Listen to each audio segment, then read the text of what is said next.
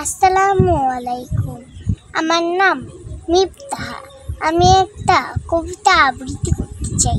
কবিতার নাম কোনো এক মাকে, লিখেছেন আবু জাফর ওবায়দুল্লাহ। কুমড়ো ফুলে ফুলে নুয়ে পড়েছে লতাটা, সজনে ডাঁটায় ভরে গেছে গাছটা। আর আমি ডালের বড়ি শুকিয়ে রেখেছি। খোকা, তুই কবে আসবি, কবে ছুটি? চিঠিটা তার পকেটেই ছিল, ছেঁড়া আর রক্তে ভেজা। মাগো, ওরা বলে সবার কথা কেড়ে নেবে, তোমার কোলে শুয়ে গল্প শুনতে দেবে না। বলো মা, তাই কি হয়? তাই তো আমার দেরি হচ্ছে তোমার জন্য।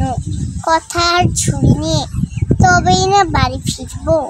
লক্ষ্মী মা রাগ করে না, মাত্র তো আর কটা দিন পা বলছে। মা পড়ে আর হাসে, তোর উপর কি রাগ করতে পারি?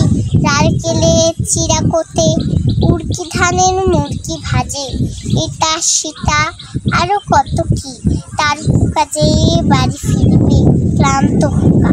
কুমড়ো ফুল শুকিয়ে গেছে, চুলে পড়েছে ডাঁটা, পুঁই লতাটা নেতানো। খোকা এলি, ছাপচা চোখে মা তাকাই। উঠোনো উঠোনো, যেখানে খোকার সব শকুনিরা ব্যবচ্ছেদ করে। তারপর দাওয়ায় বসে মা আবার ধান ভানে, ভিন্নি ধানের খই ভাজে। খোকা তার কখন আসে, কখন আসে? মার চোখে শিশির ভোর স্নেহের রোদে ফেটে পড়েছে। ধন্যবাদ সবাইকে। সকালবেলা মোরগ ডেকে উঠে মোদের কয়, তবু জ্বালা রইল শুয়ে, জ্ঞানী তারা নয়। ধন্যবাদ।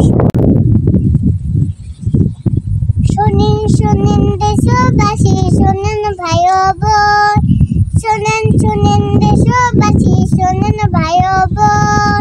ব্যাগের ভিতর বই ঢুকায় আমার পিঠে ঝুলাই দিচ্ছে 10 কেজি ওজন। নাই রে উপায়, করবো কি এখন? আমার পিঠে ঝুলাই দিছে 10 কেজি ওজন। Thank you very much. হাট্টিমাটিমটি তারা মাঠে পাড়ে দি, তাদের খাড়া দুটো শিং, তারা হাট্টিমাটিমটি।